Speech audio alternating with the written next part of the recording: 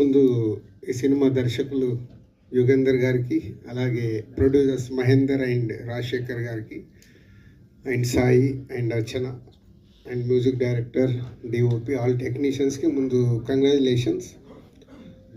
క్రిస్మస్కి 5 సినిమాలు రిలీజ్ అయితే 5 సినిమాల్లో సక్సెస్గా నిలబడడం అంత ఈజీ కాదు. సో అలా సక్సెస్గా నిలబడినందుకు అండ్ హోల్ టీమ్కి. నేను last 1 week actual out of town, పోతే అన్ని సినిమాలు ఫాలో చేస్తూ ఉన్నాను, ఏది ఎలా ఉంది అని. దాంట్లో శంబాలకు 100% మార్క్స్ పడడం, మంచి అప్రిషియేషన్ రావడం, అలాగే సక్సెస్ఫుల్గా నిలబడడం హ్యాపీ థింగ్. ఎందుకంటే ఆదికి 25th ఫిలిం అంట. సో 25th ఫిలిం సక్సెస్ రావడం అనేది ఈజ్ ఎ గుడ్ థింగ్. పోతే కమ్బ్యాక్ అంటున్నావు, ఆయన సీనియర్ కాదు, ఇంకా జూనియర్.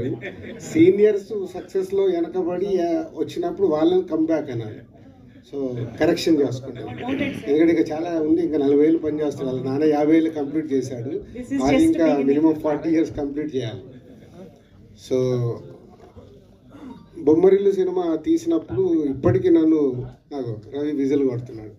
సో బొమ్మరిల్లు ఫాదర్ గురించి తీశారు అని చాలా ఫ్యామిలీస్లో 20 years బ్యాక్ తీసిన సినిమా చాలా చేంజెస్ తీసుకొచ్చింది.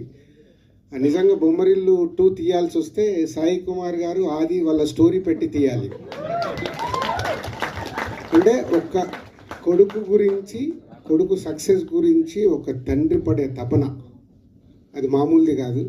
సో దానికే సాయి కుమార్ గారు అంటే బ్యాక్ బోన్. అంటే కొడుకు యాక్ట్ చేస్తే ఆ సినిమాలో పనిచేసిన మీ అందరికీ బ్యాక్ బోన్ అయ్యాడు, కొడుకు ఒక్కడికి కాదు, సో హోల్ సినిమాకి.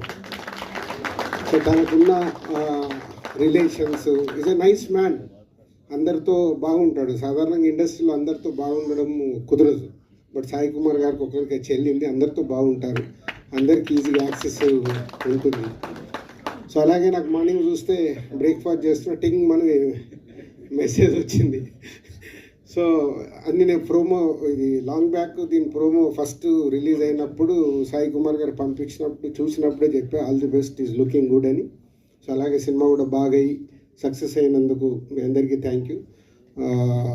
సో నాట్ ఈజీ, ఈ రోజుల్లో ఒక సినిమాని ప్రేక్షకులని సాటిస్ఫై చేయడం అంత ఈజీ పని కాదు. దాంట్లో సక్సెస్ అవ్వడం అంటే is a great thing. So మీరు తీసిన కాంటెంట్ అది ఆదికి కానీ మీ టెక్నీషియన్స్, ఆర్టిస్టులు అందరికీ ఉపయోగపడే సినిమా. ఎందుకంటే ఇక్కడ షీల్డ్ ఫంక్షన్ అనగానే చూస్తేనే తెలుస్తుంది.